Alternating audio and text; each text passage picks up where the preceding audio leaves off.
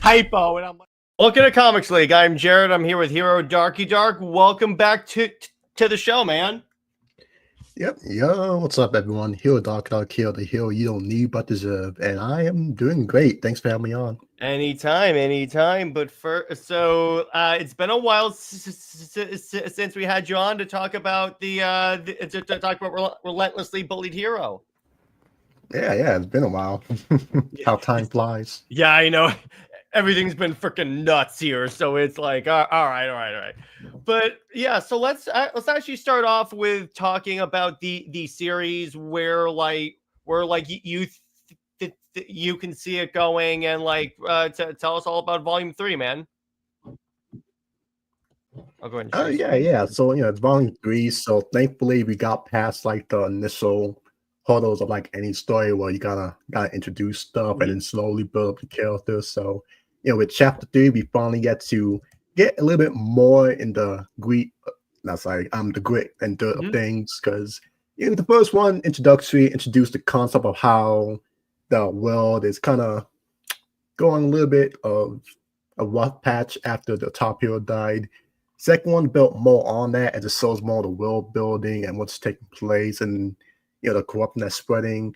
And in the third one, we get to see more of that as we get introduced to more heroes. We get to see Zero interact with more people, and we start to see more of who's exactly creating or contributing to a lot of that corruption among heroes that's going on. As Zio, in the last chapter, Zio met another hero that he can actually be somewhat friends with, because Zio's an edgelord, so it's hard for him to make friends. But I think for the last chapter, he found someone that he can at least talk to, and he introduced him to another hero who they vouch for is cool. So as Zio's talking to them, he kind of just finds out that she had a lot of rumors that circulating her, but obviously they're not true, but it kind of just brings up the question, okay, who's spreading this and why? So it's a lot of fun. Dope. And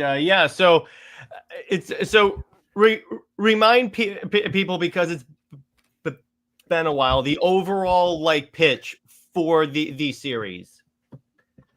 So the overall pitch is that featuring this young hero. His name is Zio. Officially, he's about like a year or two into his heroing career, and he is stuck in this bonding deal with a villain. Her name's Gamora, and she's quite bored of her life. So when she found Zio at the edge of his life, because there was an accident that occurred that almost killed him, she does save them, but of course, her being a villain, that didn't come for free. So she took quite literally his heart. So now Zio's entire heroic journey is for her entertainment, and now he has to be fighting all these villains and conspiracy and such, while she's kind of there just making his life a little bit harder. So it's a fun action shonen, but with those bits of, I guess you can call it, romantic comedy to it. Yeah, exactly. And I will say, so you always had the best trailers, so I'm gonna go ahead and play the first one, the one from this campaign right now. So let me, and you guys in the chat and Hero, just let me know if there's sound, because I never know with StreamYard. Actually, you know what? I'll just re-share it, and then share tab audio. Good. All right, so let's do this.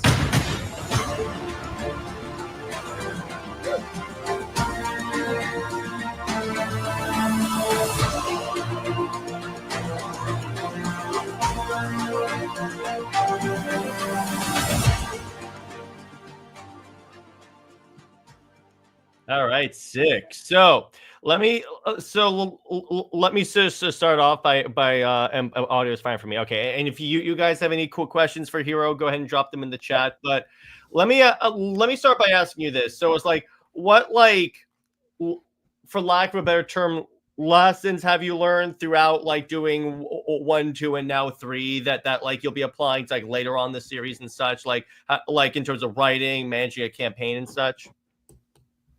Well, yeah, thankfully, as I actually put out books and people read them, of course, thankfully, a lot of people actually seem to really enjoy the series, they get praise and such, but they also, give their thoughts and even some criticism about how they feel the series is being perceived and such. So that's a lot of information as I can kind of Yeah. absorb what people are understanding of the series, how they currently view it, how they actually respond to all the little nuggets I give them, and Mhm. what I work on. Like one thing for sure that I've been working on over time more and more is, control over how much dialogue you put on the page. Mhm. Yeah, it's a fine balance between actually put enough to get across what you get across, but not doing too much. And so far, I think, anyways, personally, I think I'm starting to do a lot better in not overflowing a page Mhm. with dialogue. Of course, like everything, you're not perfect with it, but a lot of that can down to like suggested stuff. So that's one area that I've been improving on. Another thing is how you present stuff. Like, okay, how many panels you can use, how you arrange them, growing or shrinking certain panels can help emphasize a point and that kind of such. And just overall pacing, not pacing, as in, how long you stick to a certain moment, how quickly you move from one scene to another, as that can also affect a reading experience depending on the person. And generally speaking, I don't think my series have an issue with it. The only Mhm. time I hear about it is that just some people just thinking, "Oh, okay, yeah, the ending can have a little bit more space." Not specifically the ending, like the conflict, but the Mhm. ending, the specific ending. Yeah, you could do like extra page here and there to give it more time to breathe with what's the aftermath of the events. I'm like, okay, yeah, I'll take that into consideration because that is also kind of important. So, little stuff like that are good to hear. Yeah, exactly. It's like there are a lot of writers that like nowadays and like the particularly the big two that are way too overloaded on dialogue where it's basically they're basically writing a novel on the page and I go, okay, if I wanted to read a novel, I'd read a novel. I'm reading a comic book, so you can't cover all the art. Yeah. Yeah. It's like, yeah, it's Yeah. a visual media. We need to actually enjoy the visuals as well. Yeah, exactly. And as I think I speak for everyone here when I say you do have some nice visuals, particularly this cover, which I apparently so I saw in your Twitter that apparently this cover was like controversial for some reason. Yeah. It was like the most funniest thing ever. Because, Yeah, like, I always made it clear before that when I do Kickstarter, I don't just want to rely on the horny stuff. Because, yeah, yeah, it's one of those things where, like, I don't mind it, yeah, personally, but at the same time, like, okay, I don't just want it to be the only driving force for yeah. it. Because then it's like, okay, well, I won't be getting audience who like the book for the content, but just for the covers. And the people who just buy stuff for the cover often might not even bother reading what's inside, and that's to me feels kind of pointless. So I always like to ride on a fine line between, yeah, some cheekiness, some allure to it, but still making sure that there's a point to it and not just it being there mindlessly. And Hmm. it's kind of funny because when I was working on this one, technically speaking, this is not even like the front cover. It's like the back cover, the stuff that's on the back. Hmm. And it wasn't like till like the day before I launched the campaign that I was just like, oh hey, yeah, I can make a poster with this. And then, of course, it's a very alerting image. So I'm like, yeah, I can just make that the thumbnail for this campaign. That'll do well on Kickstarter. Yeah, Next thing I exactly. knew, after it started, someone back then, people just start claiming, "Oh, this is Guna bait. Oh, what is this? You're advertising that all you reading is Guna stuff." I'm just like, "Oh my, this is from all the stuff that's on Kickstarter. That's Yeah, I basically know. Have you everything will seen be the hanging crap out that's on there." there? Exactly. It's like this is like the most tame. Most of her good bits are even covered up by her hands and such, and she's fully clothed. But Yeah, yeah, I apparently, know. I know, but it's like all it's kind of funny. A lot of those people that like have those statements are some of the are oftentimes the people that have the most erotic covers like ever. So I go, what? Why are you complaining? I know. It feels like they're one of those people where they they personally are insecure with how they view themselves, Yeah. and so they try to use like some real grand moral standing to be like, no. See, I'm not a minus, Guna.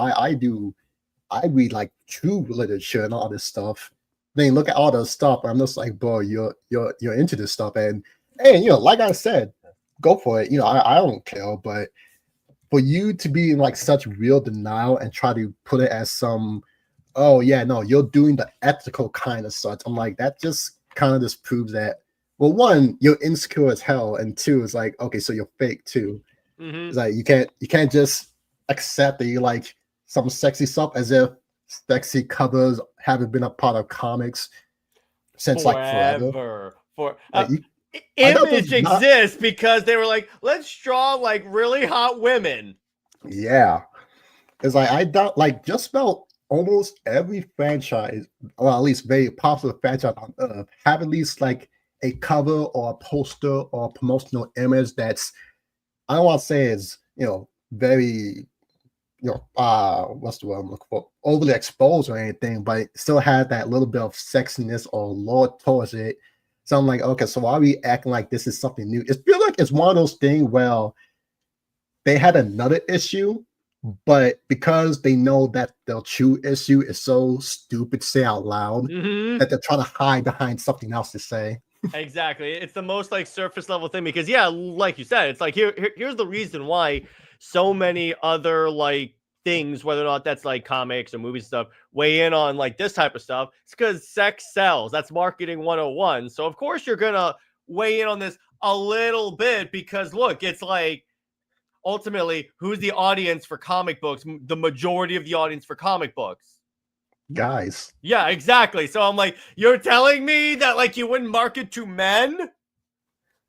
Like, no, hello? it's one of those things where just like you guys you're acting stupid for reasons that at this point I don't even want to try to comprehend. Cause I feel like I'll get dumber just by looking at it. Yeah, exactly. And the funny part is that these are the people that probably weren't going to like actually read the book anyway. So it's not like you're losing people.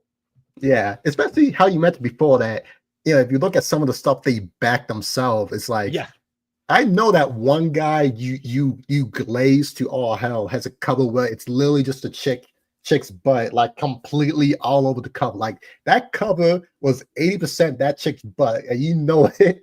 But apparently that's fine. No one will talk about that. But slightly sexiness, like some 1960 levels of all covered up. It's much. not like her boobs are out or like she's in a bra. No, she's all covered up and stuff. Maybe a little cleavage, but it's tasteful. That's the problem. I know. It's like I've had like nights where like I'll go, okay, so let me go through like Indiegogo and Kickstarter and see what comic book projects look interesting. Then I'll just see it's like a lot of really like borderline sex stuff, and I go, what? And I'm like, that's your point there. It's like if you back all these other things and all of a sudden point to this, it most likely is. That's like there was another issue that is like they know is a stupid thing to hold against the book, but then they're like, I need an issue. I can't just be complaining for anything. It's too sexy. Yeah. I'm like, I just always find it hilarious. Like I mentioned, this is like a last second decision because when you put the book here, sometimes stuff like the back cover might be like the last thing you think about. Yeah, of course. So I'm just like, oh yeah, I need something for that. I know because sometimes I just get artwork just because I like the artist. So I'm like, oh yeah, let me look through my reservoir. Let's see what artwork that I haven't used for any book yet that I can use. I'm like, oh yeah, this is sexy. Yeah, it's sexy, but this is good. Hey, I can put this in the back. Oh yeah, might as well put as the promotion too. But then all of a sudden it's this big thing. I'm like, okay, wow. Well, I mean, at the end of the day, it's like most people who even have an issue with it. Yeah, exactly. And ultimately, the point that matters is if you're happy with it, and you're like, no, you know what? I stand by the book. That's the important thing. Yeah. But it's yeah. Go ahead. No, I'm about to say, yeah, thankfully that's something that I guess I won't say I'm improved on, but I continue to enforce in myself that level of I guess you could say confidence or like self-assurance that I do what I do. Like I don't care. Like you have nothing you can actually use against me. Especially since the series itself, it's not even like the series itself is some other porn brain stuff or anything like exactly. It's like it's like, look, you happen to have a hot character, but that's not the point of the series. That's the point there. Yeah, it's funny because like I said, it's like the only sexy image of the entire campaign.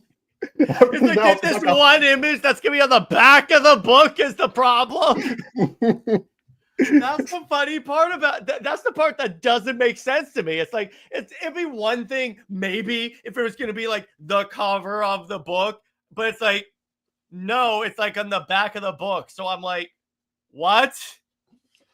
This makes no sense. Yeah, no, like that's why when I talk to other people, I'm just like, yo, bro, I'm gonna be honest, you gotta learn how to just ignore like 90% of the noise. Because some people just talk to talk. Because let's be honest, a lot of people who do a lot of talking don't have a lot going on in their life. So this is like the one way to kind of feel important. I'm just like, hey, bro, kind of sad, but whatever. I don't care. I'm gonna just keep on being me. Yeah, exactly. That's exactly how I felt when I first started bashing Lois Lane on the internet. Because I get a lot of hate, and sometimes I do it and purposely invite it because I think it's hilarious that people are this attached to a character that they'll just send hate at me. But ultimately, I'm like, yeah, you're insecure about your own life. I'm just gonna like put it this way: it's like you don't have to watch me. It's like. With this, if you don't like it, you're not requiring them to back the book. It's like, just don't do it. That's the part that's really funny. If you don't like it, it's like, then don't comment on it. Yeah, because like I don't mind Superman and Lois, but I'm not gonna force someone to like the pairing. It's like, okay, well, I mean, that's just I can't. I'm not gonna break into your house and hold a gun to your head, being like, you must like the shit. God. Yeah, at the end of the day, go canon, but like still, that's like the fun of comic books is that typically speaking, it's easier to like mix max characters either for partnerships, as in like team up or such, or even relationships, whether it's friendly or other stuff. Yeah, exactly. And it's like, look, it's like here's the thing: people forgot that like it's like for some reason they forget that like these are fake characters. And it's like they don't exist in real life. It's like, so people have told me that statements I make are an insult to Lois. And I literally reply, I can't insult a character that doesn't exist. Like, what do I really have to explain this to people? Yeah, I mean, cause like everyone got their hot take on a series here and there. Like I'm into like My Hero Academia. So My Hero Academia has like a couple of controversial kills with like Bakugos and Endeavors. So I'm used to having opinions on a character no one agrees with. And granted, just like how I have a desire for people to respect my opinion, I give some respect back. And I'm like, okay, I don't go down to like every conversation that's have a disagreement and be like, no, you're wrong, he's this. I'm like, okay, well, that's your opinion. I'm not gonna fight you over it. Like, no, you go enjoy. I most might give my reasoning behind it, but outside that, it's like, hey, you do you. Yeah, it's like, here's the thing: what people forgot is like, look, I'm not forcing you to adopt my opinions. You're not forcing anyone to do that, as long as you're respectful. Because for some reason, it makes even less sense with this than it does with politics, because my preference in who Superman dates has nothing to do with your life. So why is this an issue? It's just some people. Yeah, exactly. But it's like with this, it's like, look, it's like as long as like this way. If you don't like a particular series, you don't like a cover, you don't have to do anything with it. It's really that simple. But it's like it's like, honestly, it's like, then why did you click on the issue if you didn't like, if you had an issue with like the cover or the content of the comic? It's like that's the part that really like blows my mind, is people have issues with stuff that they themselves signed up for, and I'm like, then why did you sign up for it? Yeah, it's like, I don't know, like a lot of people waste their time doing dumb stuff, and of course, as I get older, I'm just like, I don't got time for that. I got a full-time job, I got projects I want to do. I don't have time to interact with people who apparently might just have way too much time on their hands or something. I don't know Yeah. what their issue is. That's the most of people. It's like a lot of people that like spend all day complaining on the internet just have way too much time, or don't have a job, or are depressed, as you said earlier. So that's the way it really works. Or here's the thing: I understand why people have like a connection with characters, because it's like, yeah, because either these characters help them through tough times in their lives, and they really identify with the character. I get that. I get the concept of attachment. Just some people, and Don J brings up a good point. It's like, hang on, I'll move my mouse over there. It's like some people can't distinguish between fiction and real life. That's the way it kind of works in like that's the way life kind of works. Like James Bond isn't real, unfortunately. But it's yeah. But yeah, so what? So tell so for the people that like new in the chat, why don't you introduce them to the characters individually? Oh yeah. So of course the main story, at least, it's basically a duality. So there's two relative main characters, but like the official main character is Zeal. Like as I mentioned before, relatively young hero. As far as anyone is concerned, he started about a year or two ago from the current story. He's a very, you can call him a straight-laced person. He's very determined. Whereas like, okay, he doesn't, he's someone you'll call a Boy Scout. As how I describe him is, if Batman had no one, with him, he didn't have Alfred or Nightwing Robin or or anyone, such, you can make them, emote also other emotions. It'll just be 24/7 the mission, and do what you gotta do, and have your strict sense of justice and such. So yeah, he's very much like that. A lot of people, I like to always call him an edgelord because that's kind of how he is. He'll go on monologues, and there's a joke in the series where in the city he's in, or the city he usually resides in, the amount of buildings that have a gargoyle on them, there's only like 10 or a dozen, but somehow he always finds them just so he can stand on them. and Gamora just like, I just gotta find the building, because Gamora will be looking for him, and it's like, I just gotta go and find a building with a gargoyle. I can probably just find them there. That's like in the movie Superhero Movie, where he's talking to Johnny Storm, and they're both like, he's like, "You're on my gargoyle," and he goes, "Okay, I guess we can share," and they're like right like against each other, trying to like brood on the gargoyle. Yeah, so like he's kind of like that, and it kind of works for the series because like the series kind of established a thing that because the world's kind of breaking apart. It's not just breaking apart to like a complete dystopia where like it's all miserable, but it's kind of like everyone's kind of becoming, in a real sense, detached or crazy to where crazy or like very dumb things will happen, but in a sense they'll be reacted to as if they're commonplace. Like in chapter 2, it's like a cert blur, but there was like a new broadcast where they're saying, this one hero went on another rampage where he killed a bunch of people because the ice cream machine at his favorite restaurant was broke for the 4th week in a row. And it was one of those little things, because that's kind of hilarious, but at the same time, you'll feel like that should be bigger, but in this world that's a little bit crazy. That's the stuff that happens. But in contrast to that kind of world, there's Zeal who's trying to take everything a bit more seriously, because just like, hey, these things are happening. That guy just killed a bunch of people. It's fun. And then there's Gamora, which is a more veteran villainess. Got that goth aesthetic that a lot of people like. And she is, as much before, she's kind of like more bored her life, as she's been a villain like quite a long time. It's kind of hinted that she's been at it for at least like a decade. Okay. So of course, she kind of went through the motion and such. So by the time the two meet, there was an incident that occurred where Zeal was basically on the brink of death. He lost an arm. There was a giant hole in his chest and such. And Gamora just happened to stumble upon them when this happened. And her being herself, she was just like, I can help you, but what can you do for me?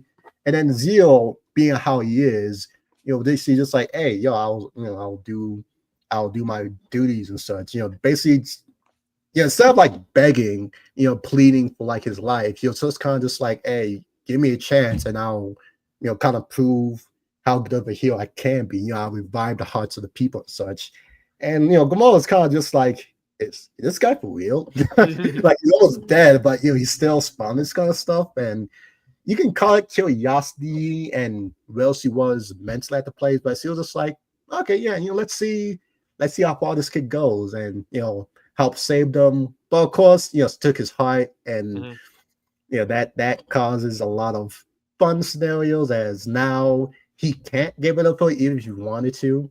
As it's like, okay, if he runs, she has his heart, so that's may not be your smartest issue. I mean, your smartest decision, and it's hard for him to just try to steal it back because Gamora uses magic. So it's like, okay, he doesn't even know if he physically take it back, can he even put it back in? Does he have to call a magic spell on it to do something for it? So it's kind of just like, okay, I can't really get it back at the moment. This is awkward. And of course, Gamora being her, she's not dumb, but since she's a villain, she doesn't have a lot of that responsibility that a lot of heroes will have. So she does some irresponsible stuff, both with Zeal's heart and other place. Like there was a joke in the Scepter chapter at the end where she woke up in the morning and went to make breakfast, but you know how sometimes when you wake up in the morning and start doing stuff, you're not 100% paying attention. Yeah, exactly. Well, by mistake, she accidentally put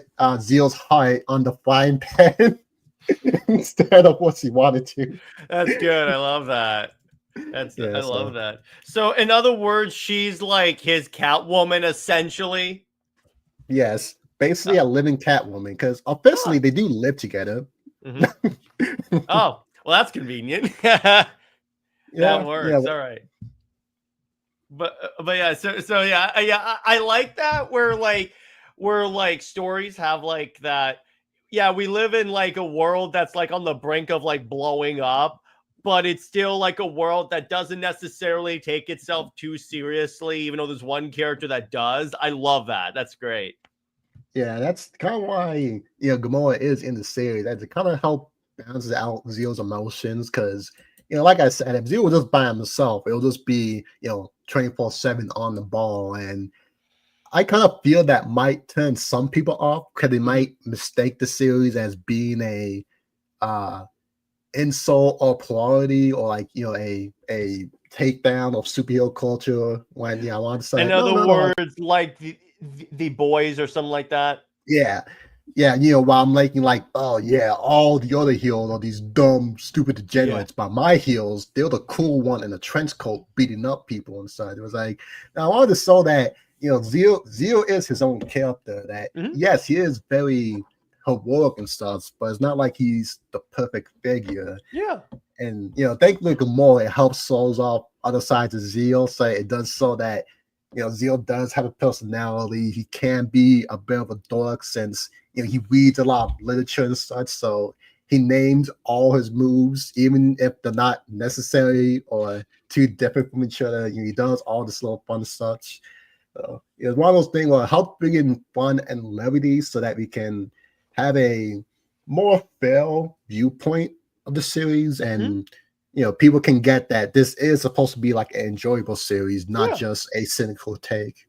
Yeah, exactly. Because I think the problem with like a lot of different newer superhero series is that they do try and copy what the boys did, because here's why the boys worked for the time it came out. There wasn't really anything that was at the time that was like, look at how much these superheroes are such idiots.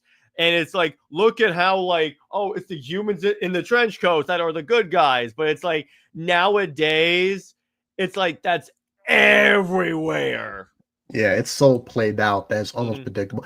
Like it's stuff like that is what basically inspired the series, because the series was made like 2-3 years ago. And that was like the peak of, I guess you could say, superhero nihilism. Like there wasn't too many good superhero films. excuse me, you know, the boys with as peak popularity, evil Supermans were everywhere, and all that kind of stuff. And you know, I was kind of getting tired of it because even in comics, like a lot of the superheroes weren't really acting heroic; they were acting more like self-serving with powers. And I'm just like, okay, so how do you go from great power equal great responsibility and all this great morals and you know interesting stories and such to seeing someone like I forgot what comic it was, but it was like Miles Morales, and he was like threatening to beat up a apartment owner because he didn't fix something in some guy's apartment or something. Oh I'm just God. like, bro, you know Tony Stark, Matt Murdock, and all these different people who can get whatever issue you're having with a one person in the afternoon, and yet you still thought it was needed to actually threaten him with your powers. It's like, That dude. that's So you are I encountered that recently. It's because are you familiar with who Tom King is? yeah. Oh Yeah. yeah. Yeah, exactly. So it's like in his Wonder Woman run, there's an issue where Wonder Woman. So he, do you mind if I spoil it? Oh yeah, no, go ahead. I'm not gonna read it anyway, so go Good, ahead. good. Trust me, it's crap. He kills Steve Trevor, and Wonder Woman is so angry. She goes to the villain and has him take a dagger and carve the word liar onto his own chest. And I go, what the hell is this? She's a hero. What? That is insane. It's Especially Wonder Woman. Like her Yeah. one trait that supposedly separate from like Superman and Batman is that how empathetic. Like, yeah, Superman is empathetic, but yeah, it's how far Wonder Woman will go for a villain and such to actually like try Yeah, to reform him. exactly. It's like the other thing that you have is too many writers or creatives are turning this into their own therapy and like, I'm going to live out all my other issues by writing them through Wonder Woman. And I go, I get what you're going for, but you can't have these characters act wildly out of character. Yeah. Like there's gotta be some limit. But honestly, I think that's just a big failing of the current editors because I'm Yeah. like, it's your job to at Yeah. least look at some of this stuff and just be like, hey, whoa, hold on, let's put the brakes. Like, I get it. You know, a lot of as you can see in media, it's stuff where like a editor will suggest something or make a change like someone's Yeah. vision. And you know, the fans will be a lot like, oh, editors ruin everything. But like every once in a while, it's like, no, that's a good thing to actually make sure yeah, Whittle don't blow up his story or blow up his characters. Because like when something like manga was all written by one person, Yeah. and so it's live and die with that one writer. Okay, I'm like, yeah, you know, the editors let the writer have a bit more control, but you know, with a lot of superhero franchises like Marvel and DC, it's like, okay, the character is not just that writer though. It's gonna be its own media franchise for years and years, being passed down from one person to another. You can't just have one writer blow up the character to do something stupid just because you feel like it, because that's gonna affect people much down the road. Because I like Miles Morales for like you know, around the time he first came around. I know a lot of people didn't like him at first, but I was mostly fine with it since the you know, movie really helped him. Yeah. So yeah, I liked them, but then you know, kind of what I saw someone said before, it's like at this point, the only thing he really got for him is just the movies because no one's really looking at his comics and such. I'm like, yeah, I kind of don't blame them because I've yet to see the infection that Miles is currently giving like the spider, I guess I could say world and such is getting to like a dumb bad point because like just because of the movies they brought Gwen back, yeah, because like just because of the Spider-Verse movie they're bringing Spider Gwen into the actual main universe to stay in, bring her back. I'm just like, that's like one of the few characters you actually stay dead, but no, we gotta have here's it back. the thing, you know what they did? They revealed the end of the series that's not actually Gwen, that's the original clone. Oh, you gotta be kidding me. I wish I were kidding you, bro. So the clone that Peter like walked in on in his apartment in the Clone Saga, that's that Gwen. Wow. It's not the actual Gwen Stacy, even though they told us it was the actual Gwen Stacy. I'm like, well, here's the thing. I'm convinced that these Spider-Man editorial particularly is like in a death cult because they keep making the worst decisions literally ever. Yeah.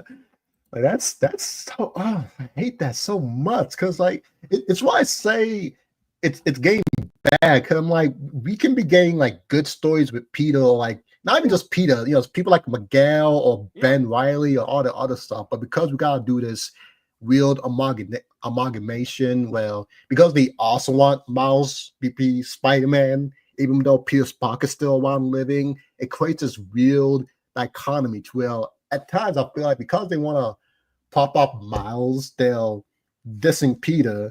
I'm just like, why are you doing that? That's literally the main. Even if you want to say Spider-Man is a mantle, that's like still the main golden boy for like the. It's like if basketball, because basketball wanted to prop up LeBron, or like I don't know, whatever new basketball players out there, they start trying to tarnish Michael Jordan's legacy and stuff. I'm like, why would you do that? That's the pillar exactly to actually hold up the franchise. Well, with the Miles example, here's the thing about that. The reason why Miles at first worked is because he was in his own separate universe without a Peter Parker. The problem with having him be Spider-Man as well is that they don't do anything to differentiate him from Spider-Man. He doesn't have his own villains. He doesn't have his own city. So literally it's like, oh, he's in that part of town and Peter's in this part of town. But I go, they never encounter each other or do anything together at all. Like, what's going on here?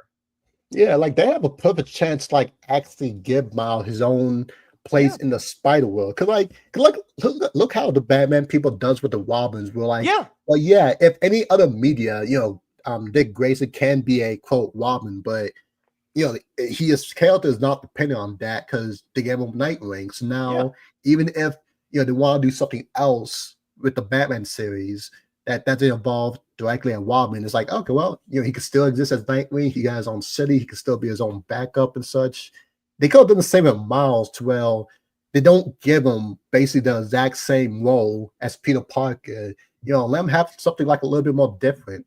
But you kind of know they tried to do some stuff with Nancy and Harold and such, but that only like lasted for one run, and I don't even think it went that far.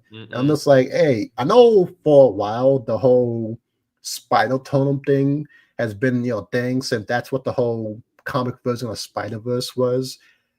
And so I'm like, hey, I mean, at least that's the idea. You can try and have that Miles is more focused on the mystic aspects of Spider-Man. And he takes over that spot. You put way more thought into this than Marvel editorial. And then you also have Peter constantly being shat upon by Mary Jane and her now ex-boyfriend Paul, I think he died recently. They did that. It was the funniest thing, though. Other writers were having their characters crap on Paul. Like Al Ewing was writing a Venom run, and Eddie's son Dylan was like crapping on Paul, saying, "Why don't you go back to making your vegan shakes, Paul?" And I go, okay, that's really no one like it. Got to the point where at New York Comic Con, I think it was last year, Marvel got embarrassed because they were doing a PowerPoint presentation, like all their plans for Spider-Man. They had Peter making out with like Black Cat. As soon as the PowerPoint got started, the fan base in the room was like audibly groaning to the point where when they did the worst thing you could have done in this situation. You know what they did? What's up? They had a question and answer session. Oh boy. Yeah, exactly. People were like, why did you kill Kamala Khan? Why was she in this series even though she wasn't in there? Why isn't Peter with Mary Jane? And they was like, hey, if you want that, go read Ultimate Spider-Man. And they did, and it sells like gangbusters. But the point is, here's the other problem you have, dude. It's like you also have the editorial that when the fans are upset with what a certain writer is doing, the editorial starts shitting on the fans. I'm like, what are you doing, guys? Yeah, that's not the best thing you can do. Yeah, I'm pretty sure, Hero, that like, so you and I are both comic creators. We can't crap on our audience and expect them to buy our books. Yeah, it's like I'm not like, I'm not saying that you have to be like 100% subservient to your fan or such. Yeah. Because, as a creator, I always Yeah. tell people that when it comes to like fans and like audience and such, they'll say they want one thing, but that They one won't thing could support actually be a it. Yeah. variety and such. Yeah. It's like I always tell people, hey, if you can get like, depending on what it is, you can get like 60 to like 80% of it right. You still got 20 or 40% of it that you can do whoever you want. You just gotta make sure what you do is good. But to actually like directly insult them, it's like, bro, that those are the people reading your book. Like, Yeah. you can disagree with the message or like try to explain your intent and such, but you shouldn't just go, oh, you guys don't like it, oh, screw off, go do that. It's like, that's stupid. Yeah, I mean, now let me be clear. If the fans are being toxic and like saying "F you," you should die in a fire or something like that, yeah, okay, ignore those people. But it's like at least look and see, are they because it's like maybe they're telling you things that maybe, yes, if you get 80% right, maybe you can like improve some things. So you're still telling the story you want to tell, but also appeasing the fans. So you get like to maybe 85% right or 90% right. And that way the fans may not agree with everything you're doing, but they feel heard. And if they feel heard, they're like, okay, they listen. So I'm going to buy more books. Yeah, or at least they feel like that the series will at least attempt to go in a good direction. Because, exactly. like I mentioned before, when I got criticism back on my book, like stuff like, oh yeah, try to have less dialogue or work on this. I'm like, okay, yeah. Of course, I didn't change everything. I still stuck with my intent with the book and everything. But I took it to mind as be like, okay, well, let me see if I can, dust this off a little bit and such. It's not that hard. And as I always tell people, it's always up to you to determine if criticism you get is either valid and you take it in, try and make adjustments, or even if it's not, you don't even need to have like a bow or resistance reaction to it. You just be like, okay, well, thanks for your stuff, but okay, keep it in mind and then keep it moving. Yeah, exactly.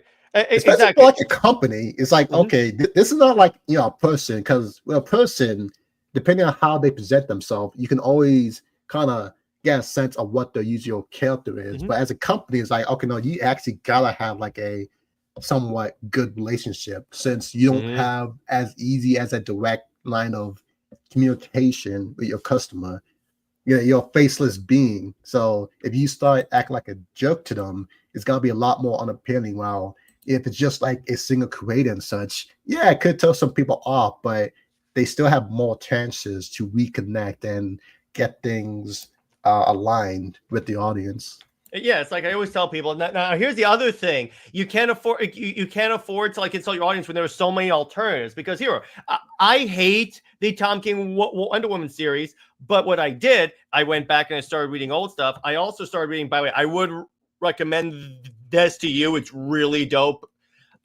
The absolute universe, particularly their Wonder Woman. So it's like, here's an alternative. If I don't like what you're selling me and you're insulting me, I'll go find other stuff. I don't necessarily have to read this series. Yeah, because I feel like a lot of people are starting to, a lot of creators anyways, are getting to a bad mindset, thinking that people are obliged to read the stuff or be into the media. Well, just like, bro, like, just look what happened between comics and manga and such. Like the comic industries thought that they had a chokehold on image book readers and such, but hey, he'll come along manga giving people exactly what they came in. It may not be like the exact same kind of stuff, but it's still a palatable, enjoyable, multiple media they can get into. And now there's a lot more people who are willing to be invested in manga and such than they are comics. And it's like, well, that's happened. You didn't take care of the people who were with you. Exactly. And now they just went somewhere else. It's like it's getting a little bit better recently, but it's like I've been to like Comic-Cons where it's mostly manga or anime stuff, and I go, yeah, this is your own fault, Marvel and DC, because you didn't cultivate what you had here. If you had, maybe the fan base would not have jumped ship. Exactly. I'm like, guys, it's kind of funny. I shouldn't be telling a business how to run their business, right? But sometimes I feel like I have to. How little people have how little people in their top ranks kind of don't have the right sense to them. Because like I like to mention, as much as people will frame audience as vicious and such, they're actually quite forgiving. I'm thinking like superhero media has been around for like how many decades, since like 1920, 1940s. I know a lot of people said that part of the reason why comics are so hard is because they have all this giant backlogs, but this is like a more recent issue, like in the last 10, 20 years. Like what about the 80s and 90s and such, where there's still these hundreds and hundreds of books and backlog and such. People still were able to get into comics because like, okay, well, I didn't start number one, but I can still start here and get into it. Maybe later I'll get the backlogs for the back stuff.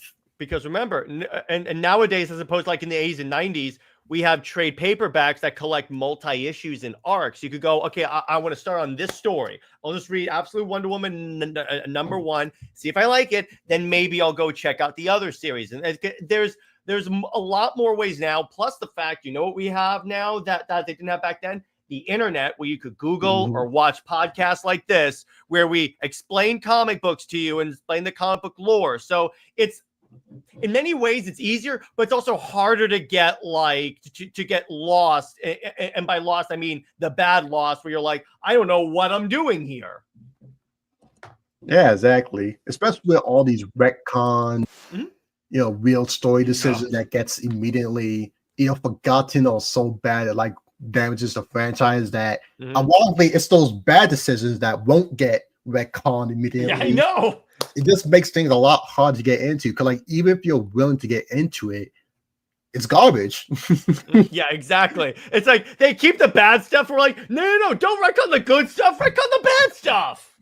I know. Like the fact that with all the magic users in Marvel, they still haven't had at least one go, let me break the one last day spell on them or something, is like the biggest missed opportunity, especially with how big the Ultimate Spider-Man stuff is doing. If they did not in the next year or so make a storyline where like some magic user decided that they actually gonna break the spell, they are the dumbest company ever. Well, that is the most easiest line ever. That's the other thing.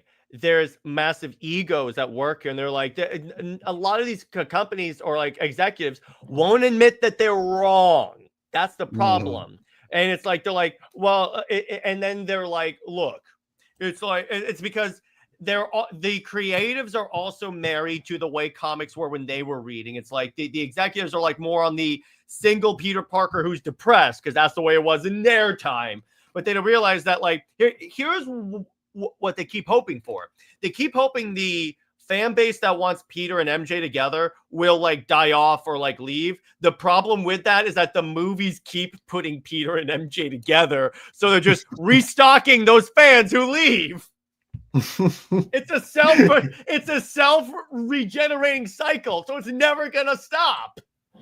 And what makes it worse is that if they want them to be so far apart, they should actually give Peter someone to actually replace the relationship with. But instead they keep on having them at most be in it for like a little while and then immediately break off. And I'm just like, well, if you're not gonna let give it MJ, at least give him someone. Yeah, exactly. Why does he have to be depressed and alone?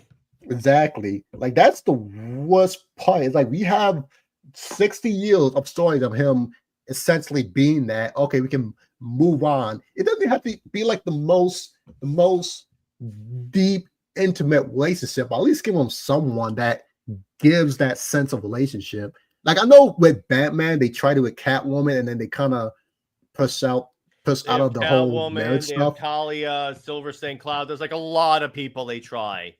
Yeah, but at least the last time I checked on it, it's like, okay, kind of Catwoman's fulfilling that role, even if they're not really official. But it's like, okay, well, at least it makes us that Bruce isn't just alone all the time after his 1,500 suitors and such.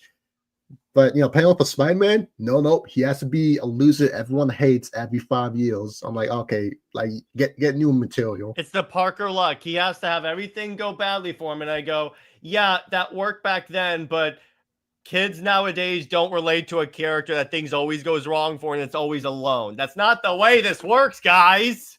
especially since it's always so artificial. It's not even Yeah. like, okay, no, Peter acts or like something actually happened that messed things up. It's always just some weird, oh, Spider-Man littered once? Yeah, everyone hates him now. It's Yeah, like, I okay. know. Or it's like with the X-Men, where like they're good, or like mankind hates them, then mankind loves them, then mankind hates them, then mankind loves them. I'm like, it also gets to the point where they're not creative enough, so they keep repeating the same damn story over and over and over again. I go, I feel like I've seen this 80 times before. Yeah, like, do you know what would have easily made that a little bit better? That What? instead of them always doing it's the X-Men versus the world, Mm-hmm. it's X-Men versus a specific country. Because remember, every country kind of have like its own culture and reacting to stuff. So, like, for America, it's like, okay, well, the basic mutant human story we coming, but for something like Russia, less about the discrimination and more about them making sure mutants aren't just being recruited, just be forcibly put in the military and stuff like that. That could So be it's like, actually really okay, cool. yeah, it's like, okay, more self-determination than just them being used as tools. And then for something like, I don't know, Italy, I don't know See, about what you're Italian doing culture, there but yeah. is that you're taking it's the same basic story, but you're putting a new spin on it. That's what these Yeah. writers don't know how to do. Yeah, and plus it helps because it's like there's like 100+ countries out there. So doing that, it makes it so that okay, these stories can actually go on, for a decent while without having to constantly repeat itself. Because at least Well, not every only time that, they you could have start over. and not only Okay, that, no, I'm about to say, yeah, go yeah, ahead. I'm about to say because every time they start over in a new country, it's not just dumb dudes with the same storyline. It's okay. Well, I mean, we gotta learn what's the relationship in this country and how we're gonna make that a little bit better. Not only that, you then have maybe countries form alliances and then like go against the mutants. There's an infinite pool of stories there that they could do, but for some reason they're just determined to stick with the same story we've done all the time because it's safe and because they're lazy. That's the issue. And editorial is also lazy because they're not picking the right creatives to put them on these books that would have great ideas like that. Yeah, and plus with so many different countries, at least when the relationship breaks down, it's not in the exact same way. Yeah. It'll probably be like in different ways for different reasons. Like as you mentioned, some people make it like lineages, but then there can also be stories like, oh, because this country want to align with this country for X material, they have to start being dicks to mutants again, and it makes things interesting instead of it just being the same. Oh, they hate mutant now, or they love mutants now, and back and forth. There's actual reasons that can have a variety. That's the big issue. Is that these people know these aren't single storyline. It's a continuous franchise, and yet they don't build with that in mind. They just keep on acting like, oh, yep, the story just gonna start with us and die with us. It's like, no, there's gonna be more.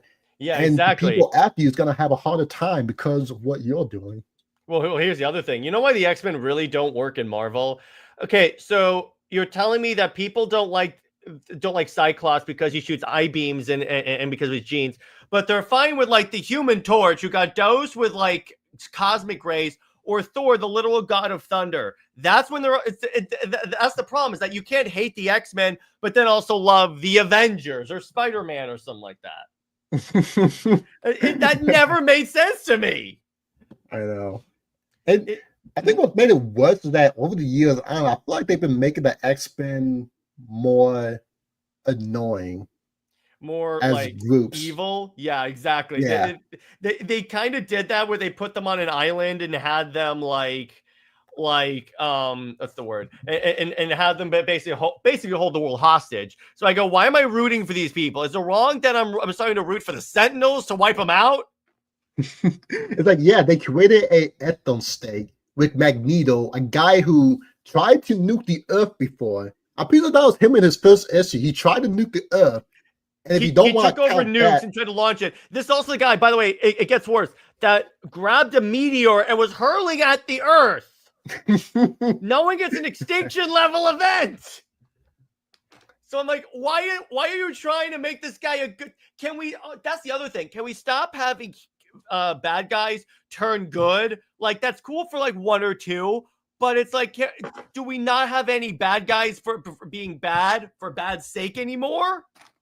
I know. It's like, but not everyone deserves redemption, especially if they don't work for it. I'm like, having a somewhat understandable motive is not the same as, oh, okay, well, they deserve redemption. It's like, no. It's like, because so many different media always did this better. Like in Avatar, you have Jet or that old water lady. It's like, yeah, the motives are.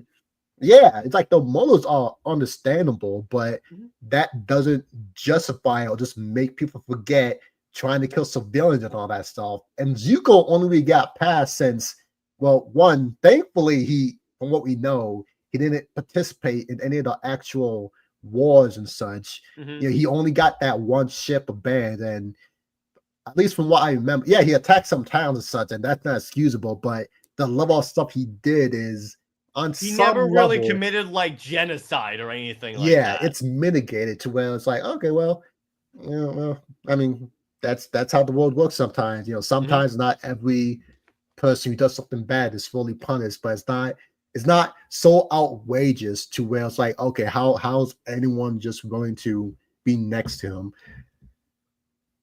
It's something even I had to look up for, because like I said, you know, the kill's like around a villain and such, but I had to like temper how much bad stuff she actually does so that it doesn't actually get in the way of people just going, okay, this guy is always talking about justice and such. It's kind of weird he's always talking about that, but then he literally lives right next to a person that, I don't know, set a building on fire and stuff. That seems a little bit weird. It's like, no, you actually gotta put, like, yeah, you can have them evil, but you actually gotta have some kind of limit so that, you know, when they actually supposedly turn good, it's not just like, okay, if no one who's related to anyone of the like hundreds to thousands of people they killed over the years try to assassinate them, that's just a dumb world.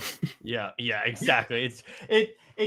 That's where the whole like logic really falls apart. But I think that's a good place to leave it, bro. You're always welcome on the show. Let everyone know where they can find you and everything. Yeah, so thankfully Hero Darky Dark is like my universal name. So you can find me on YouTube, you can find me on X, you can find me on Instagram, all that kind of good stuff. For the most part, all I really post about is just my interest in, you know, comics or anime or whatever else I feel like at the times, and giving update on my stuff. As mentioned before, support the Kickstarter. After this one, I'm actually doing another Kickstarter for Stormwell Writers, a Jet Set Radio inspired manga, comic, however you put it. And yeah, that's just about what I'll be, just doing my own stuff, as I like to kind of just nowadays, but how boring discourse is, because nowadays discourse got less fun because less people actually discussing or doing fun things, and more just, I say this statement: if you don't agree, you're this. It's the perfect example of this is, you remember how people were having like a Franklin Richard versus Wanda Witch and whoever the other girls is. That was one of the funniest things. The only issues that we saw two very different fans. Well, there was one who actually like making the funny slander images, and the other who were just saying, "Oh yeah, if you believe this, you're sexist." I'm just like, bro, that just kills the conversation. Like, you can't use that for everything. That kills the fun in talking about. Yeah, exactly. It's like, again, these are fictional characters. It's like, it's not like I'm insulting real people here. Exactly. But anyway, so stay heroic, everyone. We will see you later. And again, Hero, you're always welcome on the show, brother. Oh, thank you. Anytime. I will see you guys later. Bye-bye.